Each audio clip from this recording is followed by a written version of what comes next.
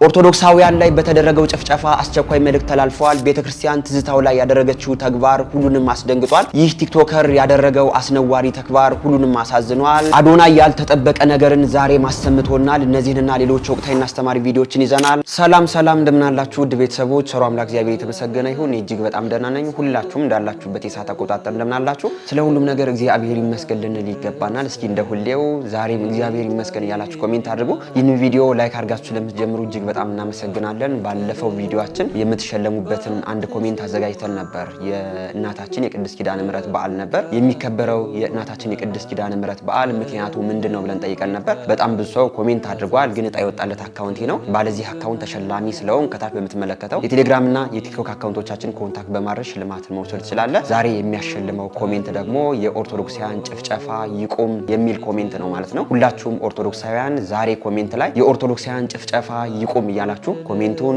በደንብ ማጥለቅልቁ ትላለሁ። ይህንን ሰሞን በሰማነው ነገር ሁላችንም ኦርቶዶክሳውያን ልባችን ተሰብሯል። በጣም የሚያሳዝን ነው። ዛሬ እስኪ ቪዲዮአችንን በዚህ እንጀምረው። ይህ የምትመለከቷቸው እንግዲህ ትላንትና ምሽት ላይ በኦርቶዶክሳውያን ላይ የደረሰ እልቂት ነው።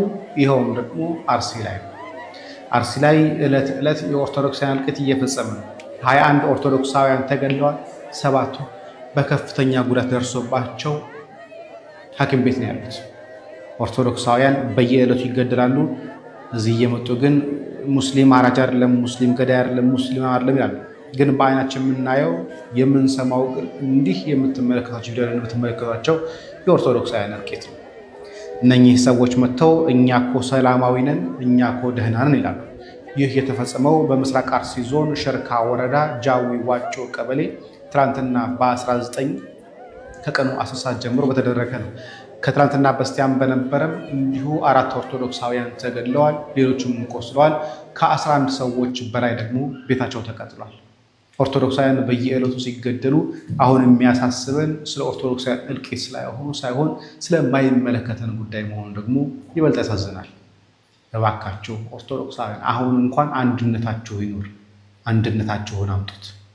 በዚህ መልኩ እንግዲህ ወራቱን ጠብቆ የኦርቶዶክሳውያን ሞት እንደቀጠለ እየሰማን እንገኛለን። አብዛኛዎቻችን ኦርቶዶክሳውያን ግን የእህት የወንድሞቻችን ሞት ለመስማት የማንፈልግ በቃ ቤታችን እንደሞቀ መኖር የምንፈልግ የሰው ሞት አልሰማም ብለን ጆሮአችን የደፈን ብዙዎች ነን። ይህም ደግሞ ታሪክ እንደሚመዘግበን ልናውቀው ይገባል። የመንግስት ያለ የህግ ያለ የፍትህ ያለ አንልም። በጣም ብዙ ጊዜ መንግስት ያለ ብለናል። መንግስት አሁንም ቢሆን የእኛን የኦርቶዶክሳውያንን ደም እንደ ውሻ ደም ነው የቆጠረው። የፍትህ ያለ አንልም። ፍትህ የሚሰጡት ሰዎች ለእኛ ኦርቶዶክሳውያን ምንም አይነት ፍትህ አያመጡም። እንዲያውም እኛን ኦርቶዶክሳውያን ባላጠፋ ነው እየወሰዱ እስር ቤት መወርወር ሆኗል የነሱ ስራቸውና በዚህ መልኩ 21 ኦርቶዶክሳውያን በግፍ ተገለው በአንድ ላይ እንደተቀበሩ እያየን እንገኛለን። በጣም የሚያሳዝን ነው። በጣም ብዙ ኦርቶዶክሳውያን ደግሞ በጣም በከፋ አካል ጉዳተኝነት በዚህ ጭፍጨፋ ጉዳት ደርሶባቸዋልና እኔ ምን እንደምል አላቅም። አሁንም ቢሆን መፍትሄያችን እግዚአብሔር ነው። ሁላችንም ኦርቶዶክሳውያን ወደ እግዚአብሔር ልንጮህ ይገባናል።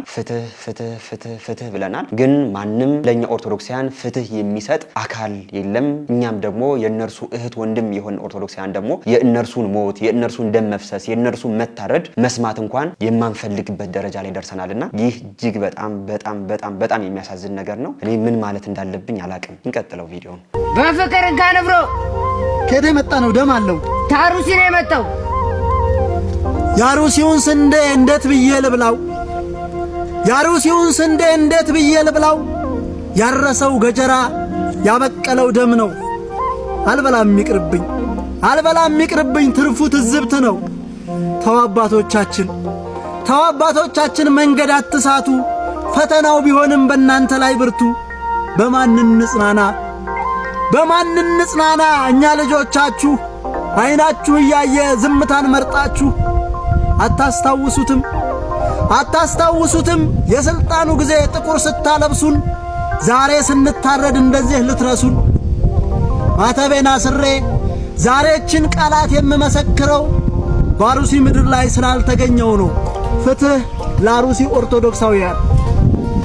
እውነት ነው እንግዲህ ወንድሞቻችን እንደነገሩን ነው እኛ በአርሲ ስላልተገኘን ነው እንጂ ይህን ቪዲዮ የምታዩ ሁላችሁም ኦርቶዶክሳውያን በአርሲ ብትገኙ ኑሮ ደማችሁ ፈሶ አንገታችሁ ተቀልቶ እንደምትሞቱ ልታውቁት ይገባል። ይህንን የተበላሸ ተግባር እንግዲህ ታሪክ እንደሚመዘግበው ልናውቀው ይገባል። ነብጾ አቡነ ማትያስ ፓትርያርክ በነበሩበት ዘመን እነ አቡነ ሳዊሮስ መሪ በነበሩበት ዘመን እነዚህ ቀሳውስት በነበሩበት ዘመን እነዚህ ዲያቆናት እነዚህ መዘምራን እነዚህ ኦርቶዶክሳውያን በነበሩበት ዘመን በዚህ መልኩ የኦርቶዶክሳውያን ደም ፈሷል። ኦርቶዶክሳውያን መኖር አልቻሉም ተብሎ ታሪክ መዝግቦ ነገ በኋላ ደግሞ ሌላ ትውልድ እኛን እንደሚወቅሰን ልናውቀው ይገባል ማለት ነው። እንግዲህ የሰብአዊ መብት ተሟጋች ነን ስትሉ የነበራችሁ እኛን ኦርቶዶክሳውያን ለበዓል ብቻ የምትፈልጉን ሚዲያዎች እኛ ኦርቶዶክሳውያን ስንሞት የት ነው እናንተ የምትሄዱት? እንግዲህ ለፋሲካ ይመጣሉ፣ ለገና ይመጣሉ፣ ለአእላፋት ዝማሬ እየመጡ እኛን የሚያደምቁ ሚዲያዎች የኛን ሞት ለመስማት የኛን ሞት ለመዘገብ ምንም አይነት ፍላጎት የላቸውም እንኳን እነርሱ ነውና አብዛኛዎቻችን ኦርቶዶክሳውያን የኦርቶዶክሳውያንን ሞት የኦርቶዶክሳውያን ደም መፍሰስ ግድያ እንኳን መስማት እጅግ በጣም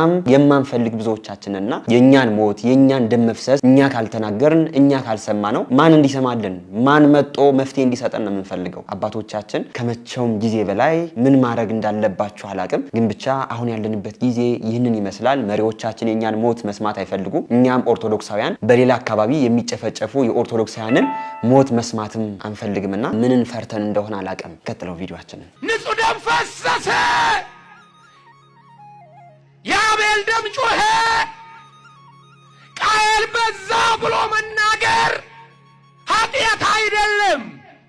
ፖለቲከኛውም ሃይማኖተኛውም ዝም ካለ ታዲያ ማን ይጩህ? ማን ይጩህ? ለድሃው ለሚፈሰው ደም ማን ይናገር? ሁሉም ፈሪ ሆነ። ሁሉም ፈሪ ሆነ። ወገኖቼ በፍርሃት ቆፈን ተያዘ። ባለስልጣኑም ጸጥ አለ። እውነት ባለስልጣኑ የሚሰበሰበው ወገኑ ሳይሞትበት ቀርቶ ነው?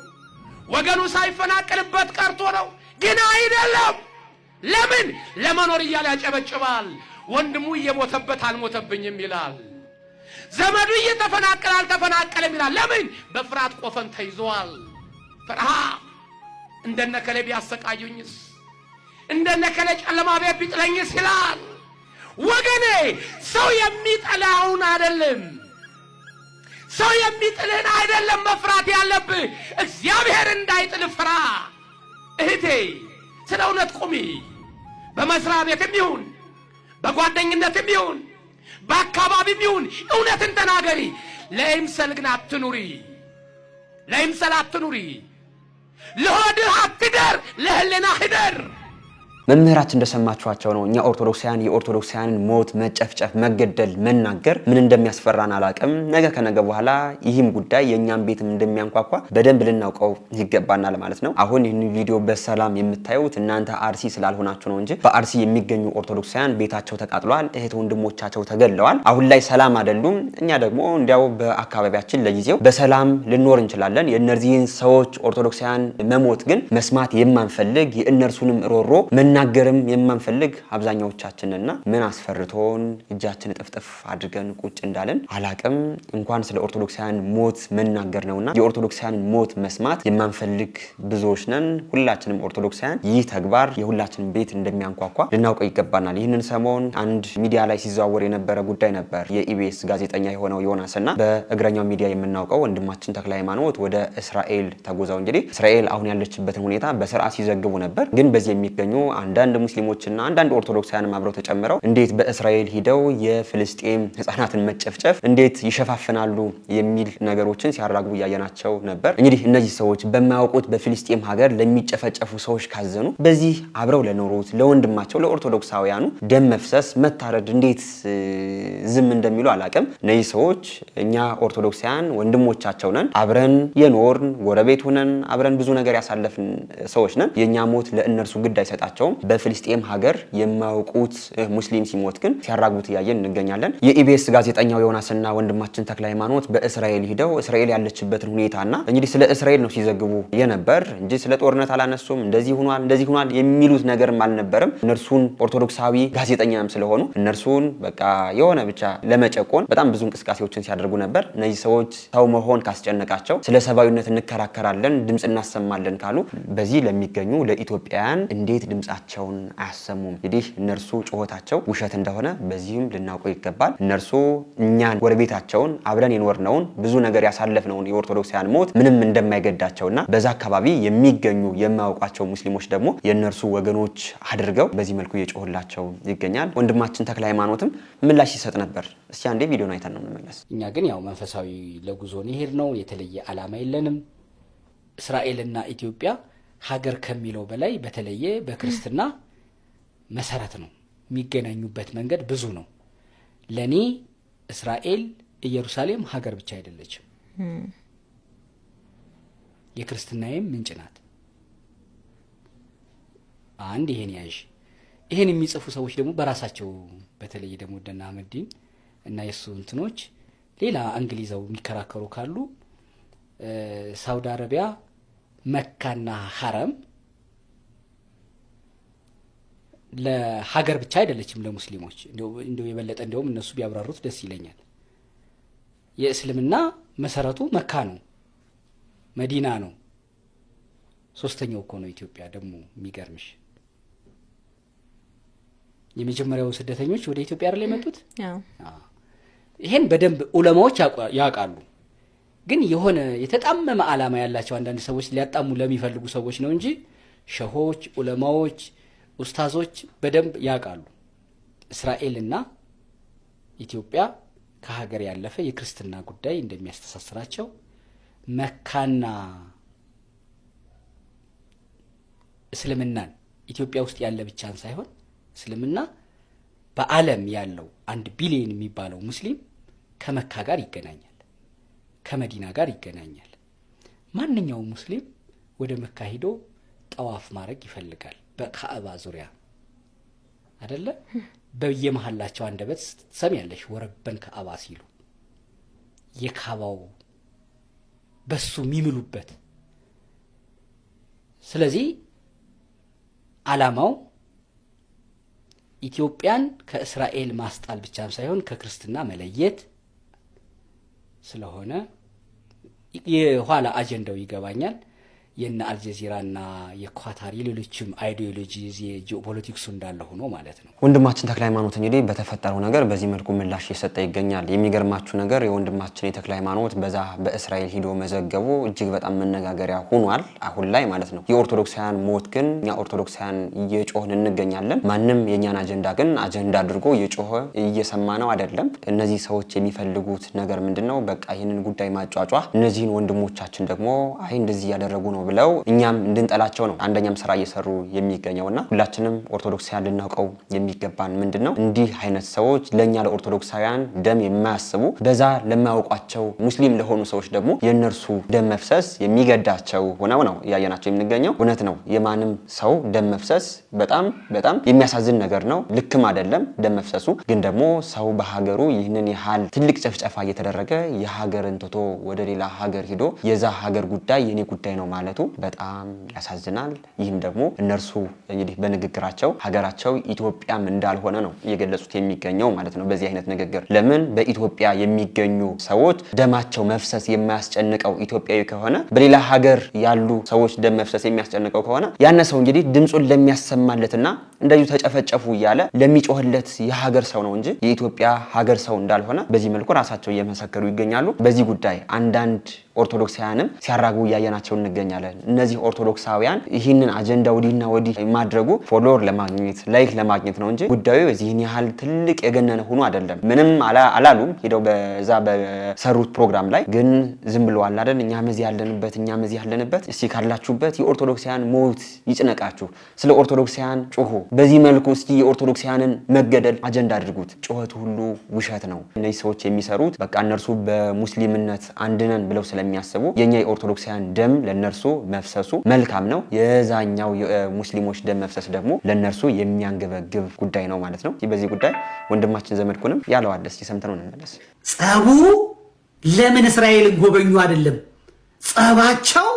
ጸባቸው ከእስራኤል ሳይሆን በእስራኤል አስታከው ወልደ ተክለ ሃይማኖት የሚል ስም ዮናስ የሚል ስም ኦርቶዶክሳዊ ክርስቲያን የሆነ ሰው ለምን ከፍ ብሎ አየ ነው? ለምን ጎልቶ አየ ነው? እነሱ መካ መዲና ግር ብለው ሲሄዱ መሄዳቸውን ማናቅ መምጣታቸውን ማናቅ እነ ሀሩ ሚዲያ እነ ማንትስ ሚዲያ አህመዲን ጀበል ቱርክ ሄደ ማንትስዬ እንትንን ጎበኘ በማንትስዬ ባራፋት ተራራ ላይ እንደዚህ ያደረጉ ሲሉ ጉዳያቸው ነው ለደንታቸው እምነታቸው በሚያዛቸው ሄደዋል። ምን አገባኝ አድርገው የመጡት ሰብአዊነት ይዘው የመጡት ሰብአዊነታቸው ምንድነው? እስራኤል በፍልስጤም ህፃናትን እየጨፈጨፈች እስራኤል በፍልስጤም ጋዛን እያወደመች እስራኤል ማለት ይሄንንማ አወገዝን እኔ አሁን ለምሳሌ አወገዝኩኝ። ጦርነት ነው ይወገዛል፣ ትክክል አይደለም ብለን እናወግዛለን። በድፍረት አወገዝን። ይሄንን የሚያወግዘው የዋሃቢ እስላም ግን እስራኤላውያንን ሲገሉ እነዛ ህዳር 7 ነው ታኅሳስ 7 ሙሻሂዲኖቻችን ጀግኖቻችን በድሮን አድርገው ገብተው በአጥሩን ጥሰው ገብተው የሚደንሱትን የሚጫወቱትን የሚዘፍኑትን እስራኤላውያን እናቶች፣ አባቶች፣ እህቶች የሚገሉትን ገለው የሚያፍሱትን አፍሰው ሲሄዱ መላው አረብ ጮቤ ረገጠ፣ አደባባይ ወጥቶ ጨፈረ፣ ስልጤ ደነሰ፣ የኦሮሚያ ዋሃቢያ ጨፈረ። እስራኤል ድራሿ ይጥፋ ከምድረ ገጽ ተጥፋ አለ። በመስጊዳቸው ጨበብ እንትን አሉ። እንዴ እናት አላቸው፣ አባት አላቸው፣ እህት አላቸው። እነሱ ሲገሉ ቅዱስ እስራኤል ዜጎቼ ለምን ተገደሉ ብላ መልስ አጸፋ ስትሰጥ ተነካን፣ ተገደልን፣ ሞት ይሄዳል። አያስኬድም። እኛ እያልን ያለነው ሐማስ ያደረገውን ጭፍጨፋ ያደረገውን ትንኮሳ ያደረገውን መግደል እዚህም ሰዎች ናቸው። አይሁድ ይሁን ካቶሊክ ይሁን እምነት ይኑረው አይኑረው ሰው ነው የተገደለው። እናት አለች ልጅ የምትለው ልጇን የገደልክባት እናት፣ አባቷን የገደልከው ልጅ፣ እህቱን ወንድሙን የገደልክበት ልጅ ያንን ይዘህ ስትጨፍር ይሄ ኢትዮጵያ አይደለም፣ ኢትዮጵያ ነው አርደህ ገለህ ወንድማችን ዘመድኩ እንደሰማችሁት ነው እንግዲህ በጋዜጠኞች ላይ የተነሳው ነገር ልክ ያልሆነ ተግባር እንደሆነ ሁላችሁም ልናውቀው ይገባል። የዚህን ያህል ዝርዝር ሐሳብም አያስፈልግም። ግን የሚገርማችሁ ነገር የወንድሙ ሞት የማይገደው የወንድሙ ሞት የማያስጨንቀው ሰው የጎረቤት ሞት ያስጨንቀዋል ማለት ይህ መራራት አይደለም፣ ይህ ሐዘን አይደለም። እኛ ወንድሞቻቸው ነን፣ አብረን ኖረናል፣ ጎረቤት ነን። የኛ ደም መፍሰስ፣ የኛ መታረድ፣ የኛ በዚህ መልኩ ቤታችን መቃጠል የማያስጨንቃቸው በሌላ ደግሞ የማያውቁት ሀገር ላይ ሄደው ደግሞ የነዛ ሞት ደግሞ የሚያስጨንቃቸው ከሆነ ይህ እንግዲህ ምን እንላቸዋለን? ብቻ ሁላችሁም ኦርቶዶክሳውያን እኛ ያለነው ለራሳችን እኛው ነን። የኛን ድምጽ ሁላችንም ልናሰማ ይገባል። የኦርቶዶክሳውያን ሞት አሁን ላይ ብዙም እየሰማነው አይደለም። በቃ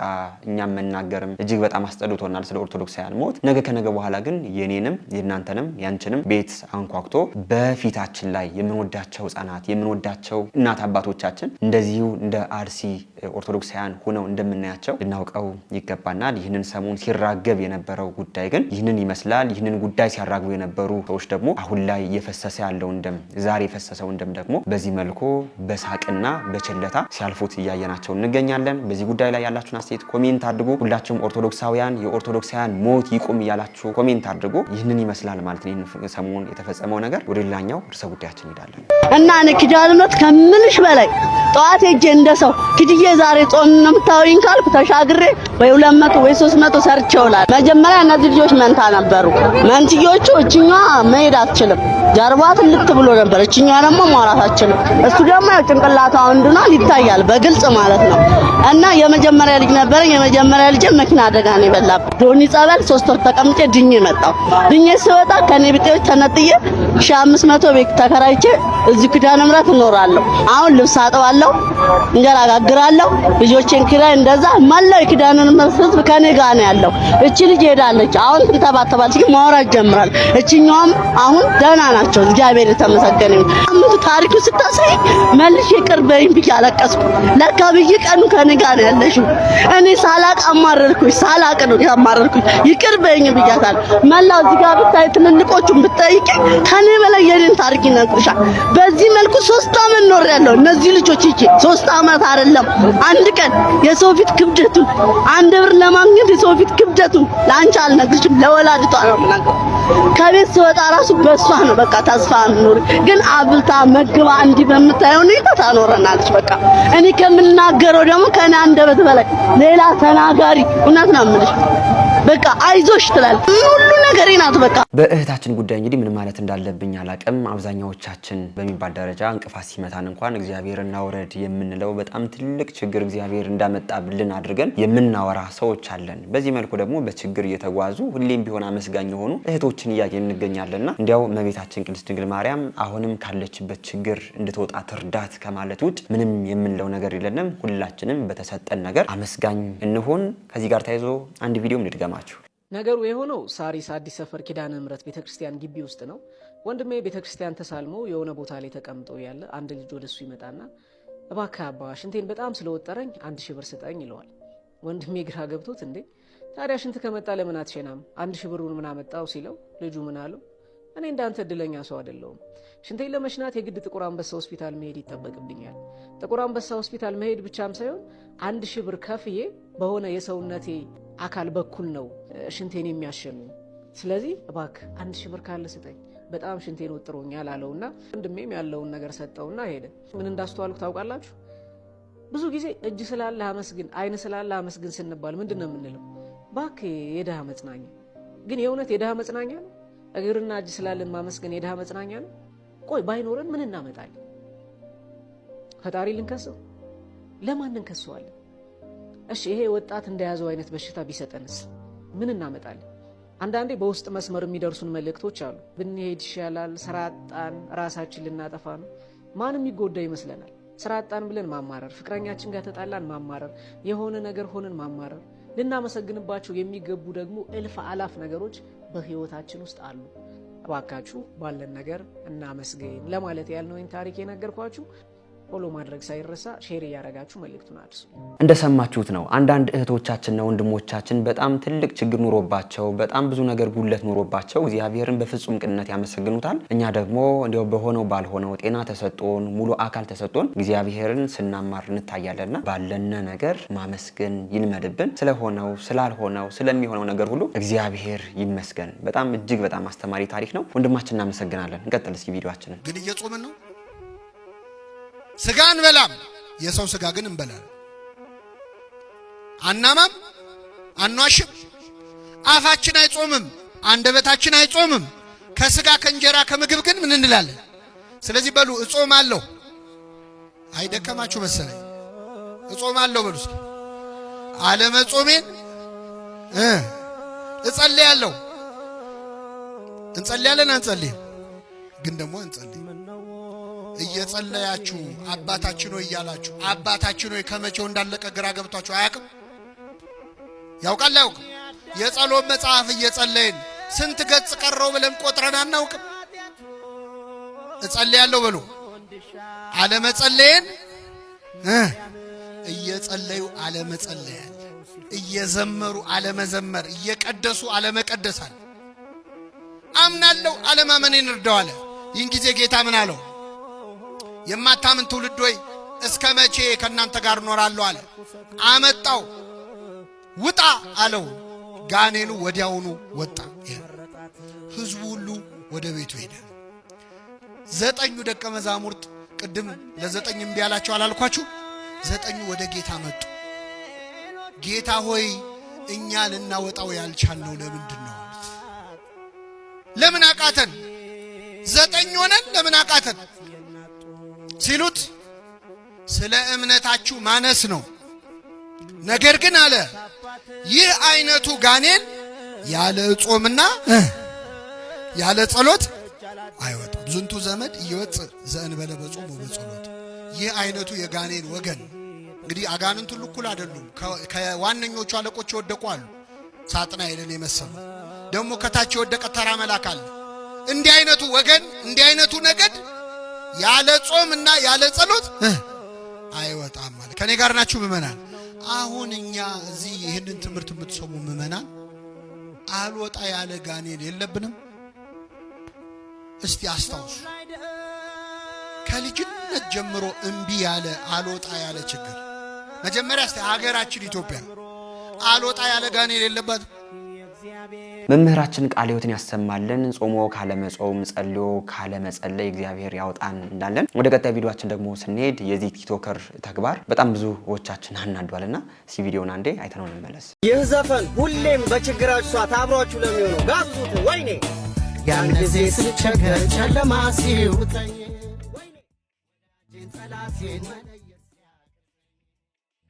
ቀድመሽ ደረሽልኝ ፍቅር አልጎደለብሽ ጓዴ መመስገን አለብሽ የውለታ ጉዳይ። በዚህ መልኩ እንግዲህ ሙዚቃውን እየዘፈነ ያለው ለእመቤታችን ለቅድስት ድንግል ማርያም ነው ማለት ነው።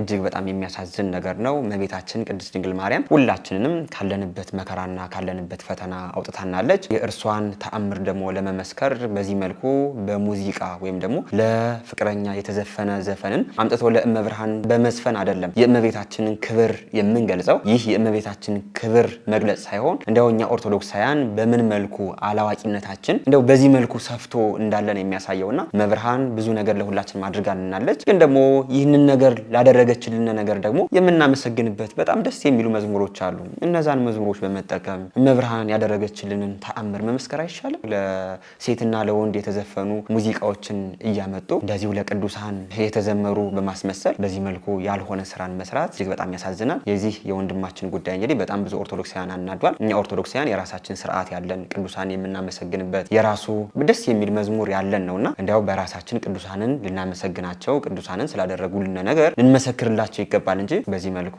በሙዚቃ እያመጡ ያልሆነ ስራን መስራት ልክ አይደለም። ይህንን ወንድማችን በጣም ብዙ ሰዎች ይከተሉታል።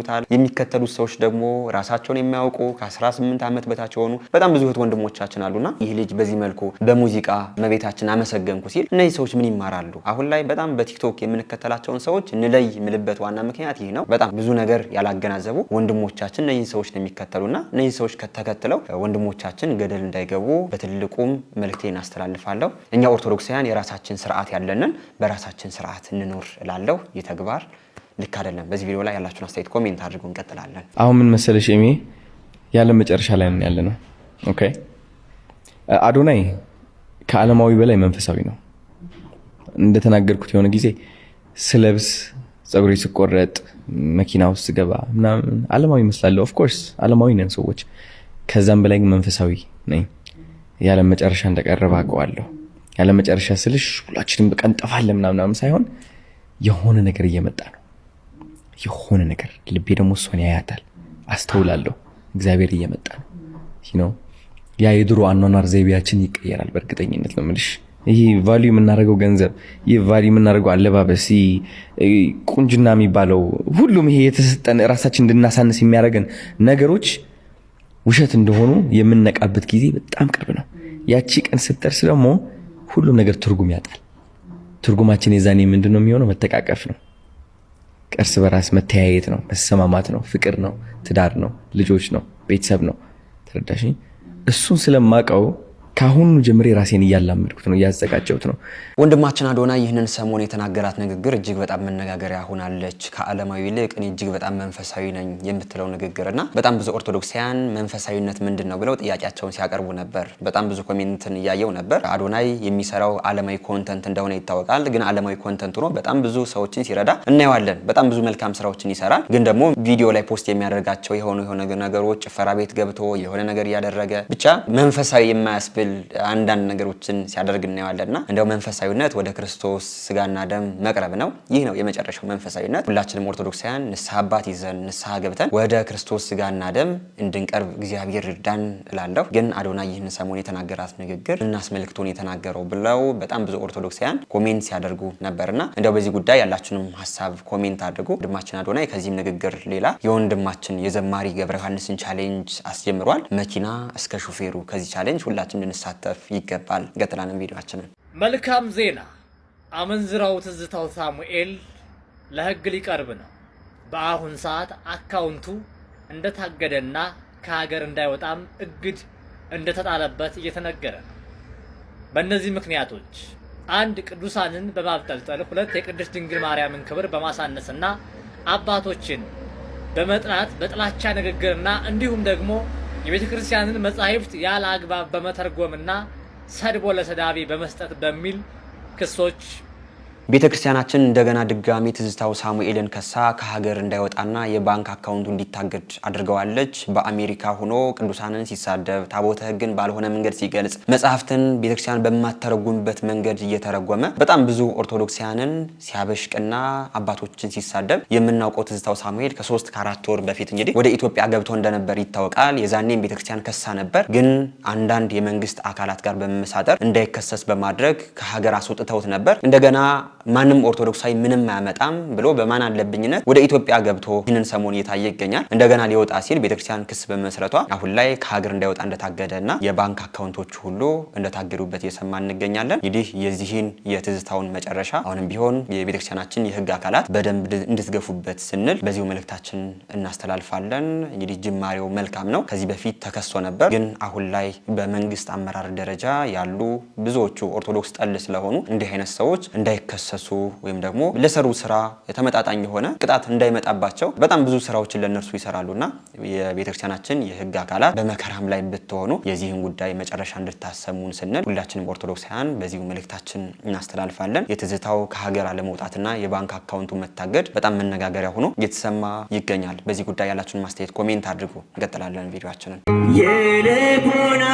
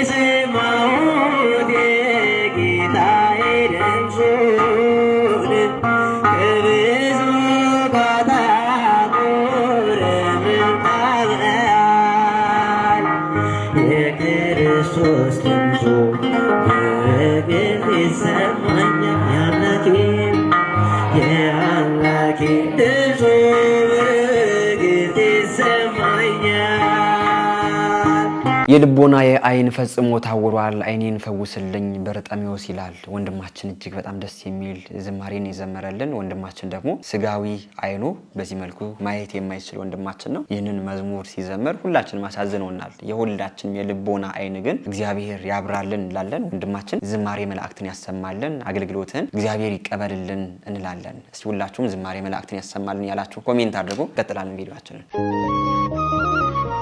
ወይ ይቅርታ፣ እሱን ታዩና ነጠላ ስታደርጊ ነው መገቢ? ከስራ እኮ ቸኩዬ ወጥቼ ነው።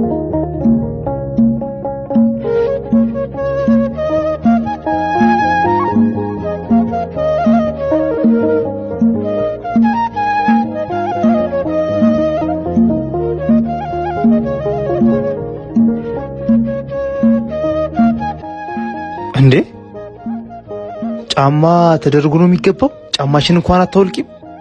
ወይ ረስቼው ነው።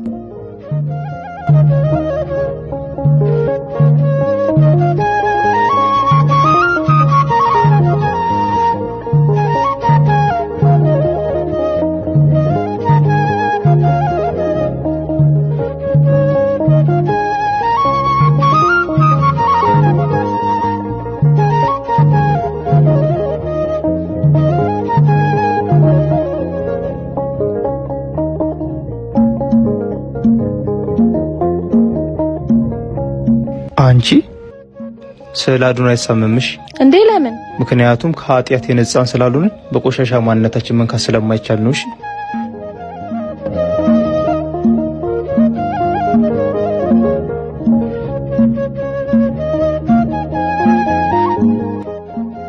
ወንድሜ፣ ሰው ሁሉ ሳያቀርቱ አይደለም መተግበር ከብዶት እንጂ መጀመሪያ የሷን ስህተት ከማስተካከል በፊት ራስን ብታስተካክል መልካም ነው። እሺ ወንድሜ። እውነት ነው። እንግዲህ ሰው በወንድሙ ላይ ያለውን ትንሽ ጉድፍ ይመለከታል፣ በራሱ ላይ ያለውን ግን ትልቅ የተጣለውን ወይም ደግሞ ትልቅ እንጨት ያው አይመለከትም። ይህም ደግሞ ክርስቶስ በማቴዎስ ወንጌል ምዕራፍ 7 ላይ የነገረን ነውና እንደ ሁላችንም የሰውን ጉድፍ የሰውን ጥፋት ከማየታችን በፊት የኛን ትልቁን ነገር ልናስተካክል ይገባናል። የኛን ተግባር እያዩ ሌሎች ሰዎችም ከኛ እየተማሩ የእነርሱን ስህተት የሚያስተካክሉ ይሆናሉ ማለት ነው። ወንድሞቻችንና እህታችን በጣም ትልቅ የሆነ ትምህርትን ያስተላልፋችሁልን እናመሰግናለን። እንቀጥላለን ቪዲዮአችንን። ጠዋት የማትጸልዩ ሰዎች እኮ ተመልከቱ። እግዚአብሔር ሆይ በቀኔ ላይ ድርሽ እንዳትል ብቻዬን ነው የምሄደው እኮ ብለን እንዴት አድርጎ ይሳካ ጎበዝ። ስንሄድ የተዘጋ ፊት ነው የምናየው። ባጃጁ ጋርም ጠጋ ስንል ከቤት ሰዎቹ መከራ የሰኔ ደመና መስለው ማለት። ከዛ ባጃጁ ጋር ስንጠጋ ደግሞ የነሐስ ይሆናል። ከዛ ደግሞ ወደ ቀበሌ ስትጠጋ ደግሞ እንደዚህ አይነት ፊት ላለማየት ቀኑን ለማን ማስባረክ ባሉ እንጂ እንዳደርስ ስላልከው ነው ሁሉም ይዘጋ። እግዚአብሔር ከቀደመ ሁሉ ይዘጋል። አንድም ደግሞ ተመልከቱ ቀኑን እኔ ነኝ የማውለው ብሎ እንደ መኩራት ይቆጠራል። እንደ ትዕቢት ማለት ቀኑን ማን ነው የሚያውለው? ማን ነው የሚያውለው? የሚጸልይ ሰው ለማን ሰጠው ማለት ነው? በሞቴ ንገሩኝ። ለእግዚአብሔር ቀናችንንም ሌሊታችንንም ያሳምርልን። ሌላው ምንድነው? ሁለተኛው ተመልከቱ አዳምን ከመሬት አንስተህ ፈጥረዋል ማለት ነው። እስኪ አዳምን በሉ ከመሬት አንስተህ ምን ብለዋል? ፈጥረዋል። እሺ ቆይ ዝም በሉ። እኛ ወንዶች ነን አይደለን? እሺ አዳምን ፈጥሯል አልፈጠረም? ጠዋት የማይጸልይ ሰው ምን ማለት ነው?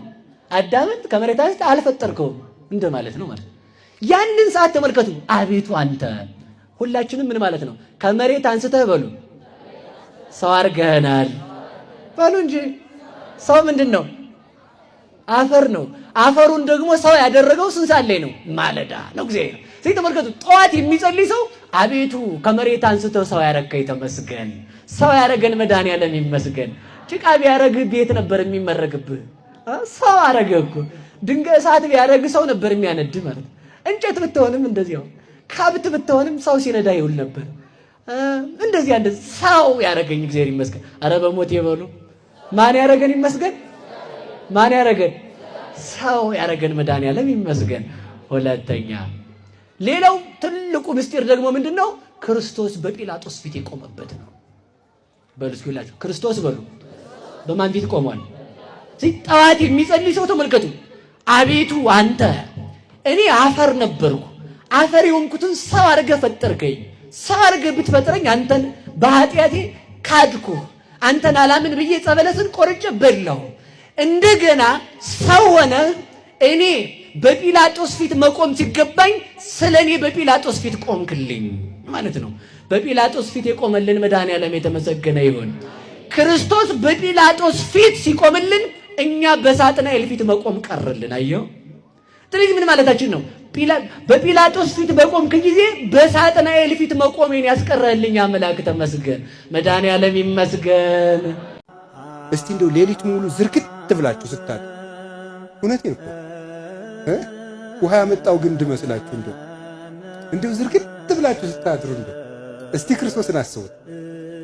3 ሰዓት እኮ የታሰረበት ሰዓት ምሽት 3 ሰዓት 6 ሰዓት እንደሆነ ከሐና ከቀያፋ ፊት ተከሶ የቀረበበት 10 ሰዓት ጀምሮ እያመላለሱ ሐናና ቀያፋ የገረፉበት ሰዓት የጌቶች ጌታ እሱ የተከሰሰበት ሰዓት ሰው በዚያ ሌሊት እንዴት 30 ደቂቃ እንዲሁ ክርስቶስን ካረሳችሁ አለቃ የሌላችሁ ካልሆናችሁ በስተቀር እንዴት ተኝታችሁ ታድራላችሁ? ክርስቶስን እስኪ ያስቡት ብሎ ጌታን የሚያስብ ሰው ሁልጊዜ ርኅሩህ ይቅር ባይ ነው የሚሆነው። ገር ይሆናል። ቢያንስ ንጽህና በእግዚአብሔር ረዳትነት ይመጣል። ገርነት ግን ራሳችን እናመጣው። ቢያንስ ይውላችሁ ንጹህ ጻድቅ መሆን ቢያቅታችሁ ተንኮለኛ ግን አትሆኑ። ጠማማነት ያስኮነን እግዚአብሔርም እንዳይረዳን ነው የሚያደርገው። እንደው ከዚህ በኋላ ምነግራችሁ የሚያሰናክሉ ሰዎች ስናይ ምን ማድረግ እንዳለብን ልነግራችሁ ነው። በዚያው እስኪ የጸናውን አስቡ በሉ። አንደኛ ክርስቶስን እያሰብን ምን እንድንሰራ ነው? አቤት ምን እንድንሰራ ነው? እኔ የሆኑ መነኩሴ ናቸው ፕሮቴስታንት ያስደረጉኝ ብትል ክርስቶስ ይቅር ቢልህ የሚል እንዳይመስል። ጳጳሱ እንዲህ ሲያረጉ አየኋቸው እኔ ከዚያን ጊዜ ጀምሮ እንዲሁኝ የቀረው ብትልሳ እንዴ ጳጳሱ በራሳቸው ነፍስ ነው የሚጠየቁት። በአንተ ነፍስ ጭምር ቢጠየቁ ራሱ ለሳቸው ፍዳ ይጨመራል እንጂ ለአንተ ምሕረት አይጨመርልህም። ስለዚህ ምንድን ነው ክርስቶስ እኔን አታይም ወይ ነው መልሱ። እኔን እያየህና ተከተለኝ ነው የሚለው።